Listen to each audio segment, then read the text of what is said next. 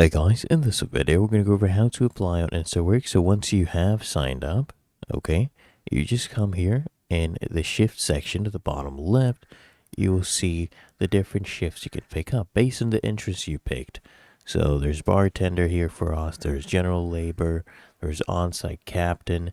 So let's go ahead and view shifts for different ones. Let's do general labor for now. The average is $15 an hour. There has been 100 plus gigs in the last 30 days. So let's view these shifts.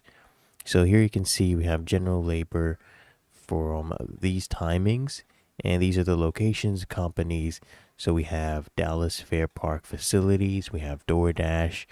So you can see the pricing there. You can go ahead and apply, right, to book these shifts. You need to get activated.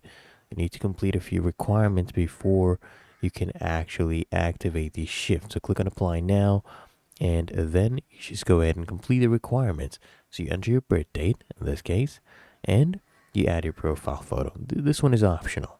So add your birth date right there, pick that, and then save it. Then add your profile photo as well, and then you can go ahead and apply to more roles as well and book more shifts.